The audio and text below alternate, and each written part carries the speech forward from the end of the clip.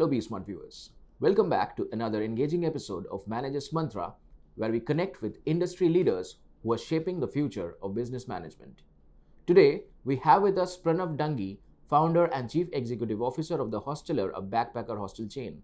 The Hosteller has scaled from a single property to more than 50 hostels across 100 plus cities in India, catering largely to the Gen Z and millennial travelers.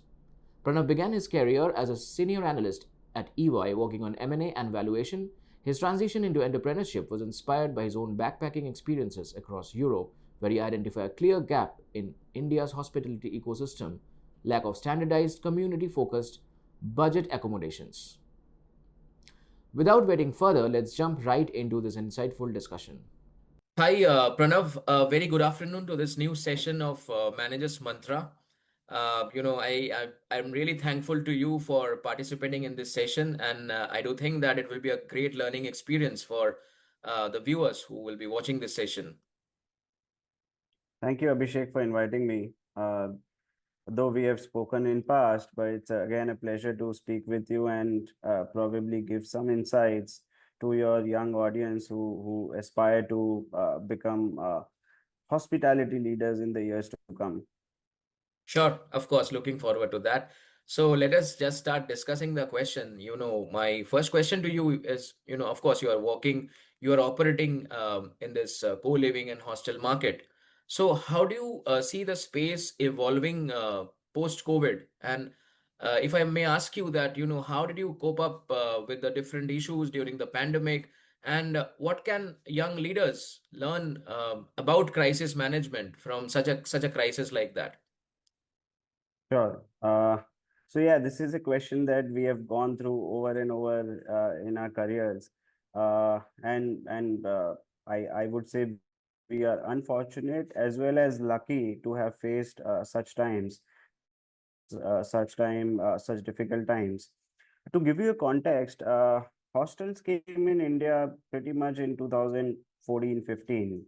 Prior to that, India did not really have a category such as a backpacker hostel, and even co-living was at a very nascent stage. The first few years pre-COVID, from 2014 to 15, were all about educating the market, educating the partners, educating ourselves, the customer, in building and letting the world know about that ecosystem.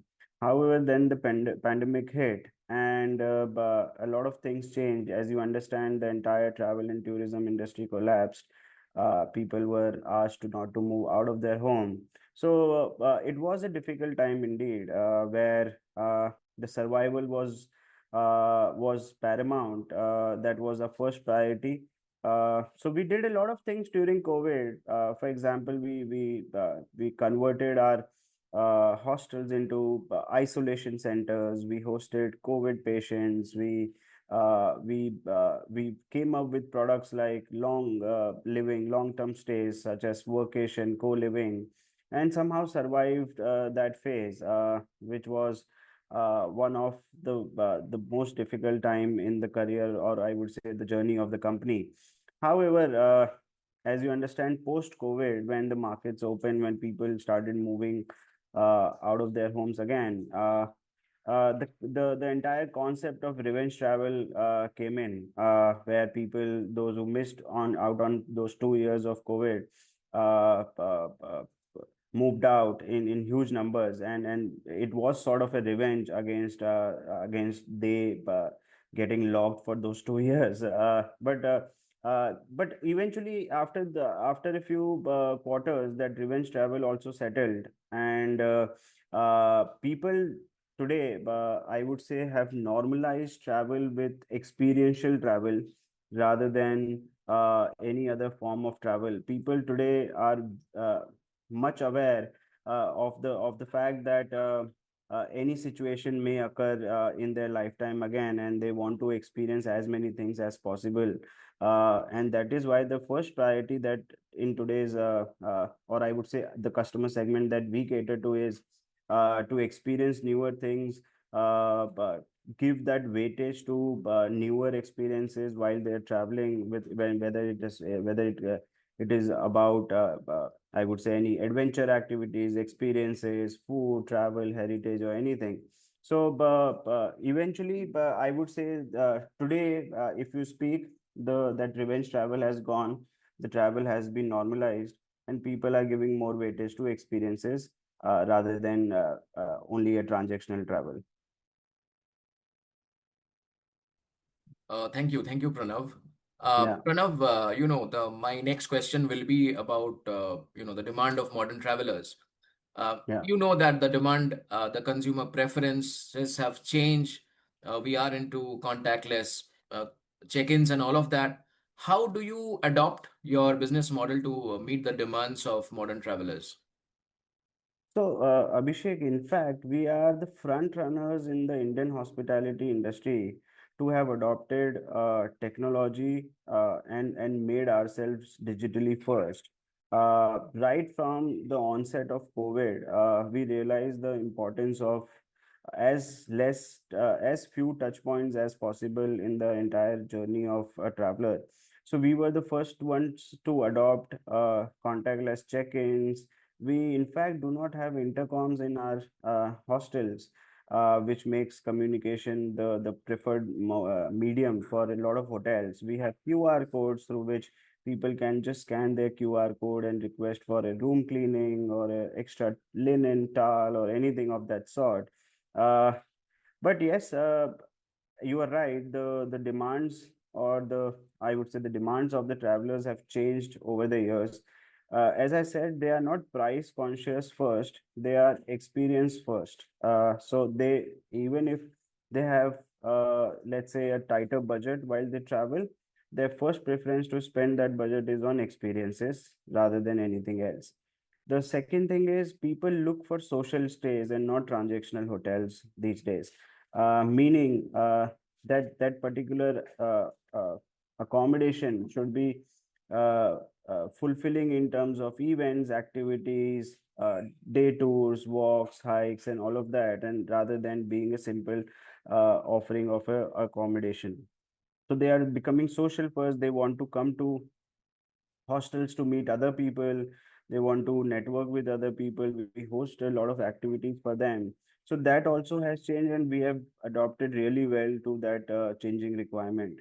And third is, as you rightly said, is being digitally native, where right from a booking journey to servicing journey to reviews and feedback is all done digitally with the tap of a few clicks by the customer on their phone. So we have well adopted to it. However, I say that the industry is still adopting such things. And in a few years to come, I think hospitality tech would be given a lot of importance.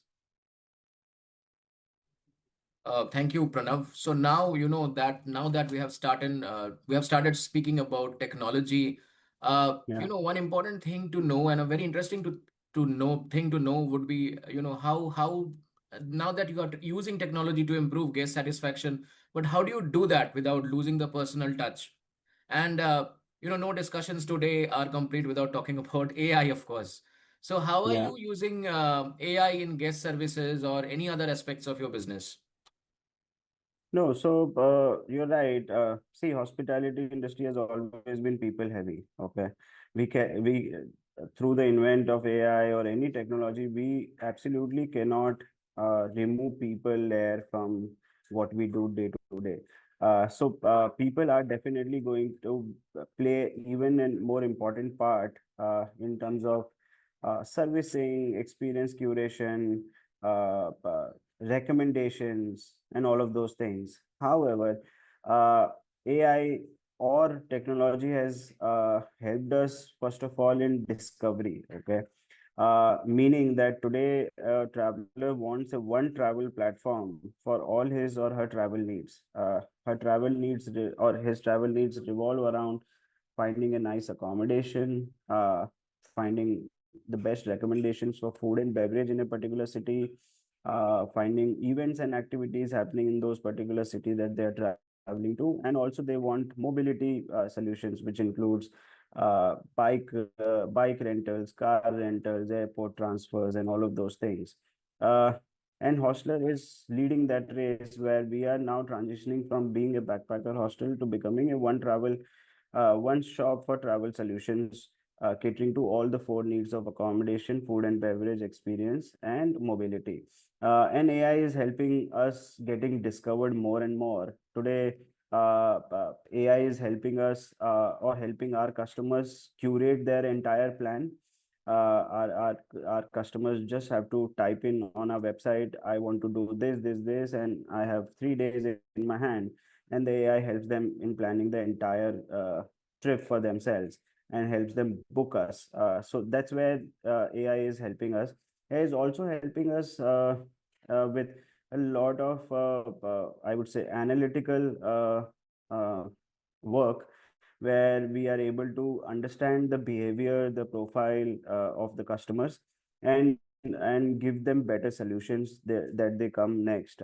So that is also one of the use case of AI in our setup. And overall, I feel technology is going to help us in a lot of manners where it would help us definitely increase our occupancies.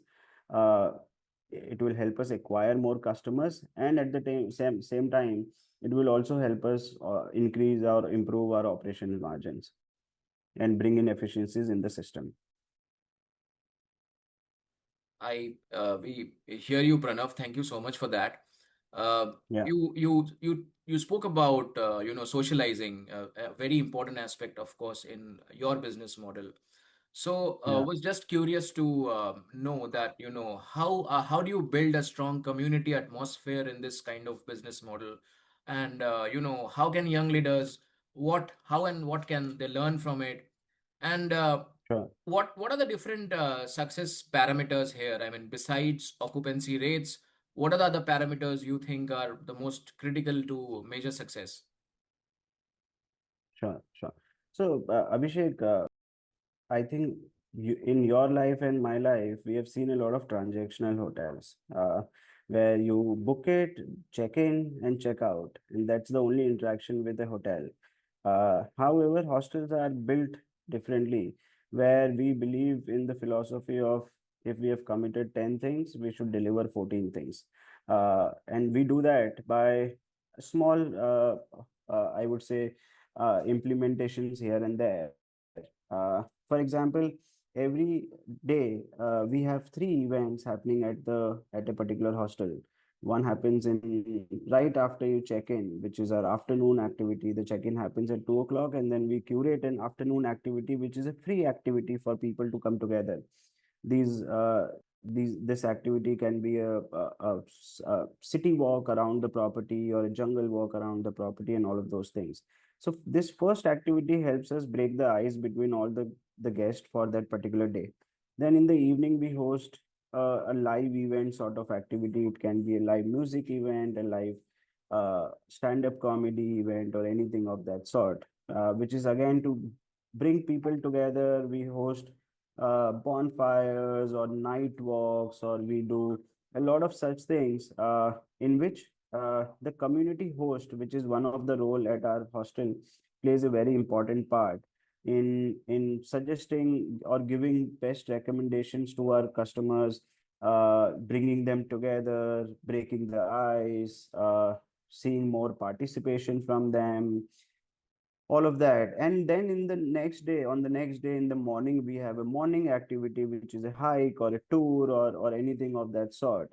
Now, we, by doing this, are not only being transactional, we are giving our guests memories to remember, and that is why our guests keep coming back to the brand. Today we are proudly having a 40% plus returning customer ratio, which is, I would say, one of the highest in this industry. And but this is all happening because people remember us more than just stays. We are not a stay alone. We are a full package of one shop travel solution where people remember us for a lot of other things than just our stays. Thank you, Pranav. That was really insightful. Yeah. Pranav, if I may ask you, what will be the some of the major challenges in the hospitality sector, and how challenging is it to maintain service quality, a standard service quality rather, across the different locations where you operate? Uh, very good question, and I think this is why we go to office every day, which is to remove challenges that we face. But to give you an overview, see, as I said, we are a people-heavy industry, so managing people, their expectations, training them, finding skilled labor, uh, and retaining them is one of the biggest challenge that we face as an industry. The other challenge that we face is geographical and infrastructural. Because we are a backpacker hostel, we are not only constrained with tier one and tier two cities. Uh, and when we move beyond tier one, tier two cities, let's say to a 14,000 feet mountain place, or maybe somewhere on a very secluded beach, the geographical constraints are too many. Heavy rainfalls, prolonged summers, lack of infrastructure with respect to electricity, water, and all of those things. So that's another challenge that we face as a category, and the way that we are positioning ourselves. And I would say the other thing or other challenge that we have, and we have solved to a lot of extent, is standardization. Today, people come to our 75 plus properties, and they feel absolutely confident while choosing a particular hostler, because they know that the hostler will have at least 9 out of 10 things in place and standardized. So they have or so we have sort of built that sense of confidence amongst our travelers and solved for that standardization issue. But yes, manpower and infrastructural problems are some of the challenges that we face today. What is the uniqueness of Hosteller, and how do you preserve it, given that there is a stiff competition in the market today? New companies would be coming up, they would Yeah, try to imitate your business model. So how do you preserve that? And how can today's leaders define the unique vibe of their businesses to stand out in a competitive market? Also, how do you plan to handle the sure. competition from organized PGs? Sure. So, see, the uniqueness of the brand is that we have been consistent in our philosophy and mission and vision since the day one, and we have never changed that. Since day one, we have been a backpacker hostel, uh, and operating it ourselves to maintain or give that quality to our guests. We have stayed true to our mission, where we have all these 75 properties are managed and operated by us. Uh, all these properties are design led, meaning there is a design philosophy which is consistent across our properties. And the last thing is that we are solving our customers' problem, uh, which are not solved by the industry at large. To give you an example, today, if any customer books Goa and is traveling after 15 days, until unless he or she reaches Goa, he'll not be able to rent a car, book an airport transfer, and all of those things, which is what was the pain point in the customer's mind, because he wanted to be sure of all the things, all the bookings, even before arriving at a particular destination. And we have bridged that gap, so we have solved it. And likewise, we have solved many such problems through tech. So in a way, hostlers philosophy has stayed the same. The hostler has been standardized. The hostler is design led, and we are solving multiple problems through tech. Is this all combined is our USP, which is not really built by our competitors today. Our competitors are still juggling with models like franchisee-led operations or management contracts, or they are just marketplaces where they do not have any operational control. And this is what is winning I mean, making us win in the race. Pranav, a lot of our viewers, who will be watching this interaction would be, aspiring to join the hospitality sector after they complete their colleges. Sure, What are the best opportunities you think exist in this sector for MBAs, and how sure. should they prepare to grab them? Because you just can't dream. You have to get ready to realize that dream. So how should they prepare? Sure. No, so see, hospitality to many is an industry where people think that they are going to be working in a front office or a housekeeping or a food and beverage section and all of that. But I feel the modern age hospitality is much more than that. To all these aspiring MBAs, I would say roles such as revenue analysts, I would say dynamic pricing analysts, reservation analysts, someone who can drive F&B revenue, someone who can drive, I would say, contracting, listing management. There are multiple roles that probably these aspiring MBAs can opt for, which are absolutely white collared. They are these roles are I would say analytical. These roles provide a great learning opportunity in the years to come if they join, and there are multiple growth opportunities in the roles that are now evolving. So I would say that hospitality has evolved, and the roles in hospitality has evolved over the years, and there are multiple roles which are.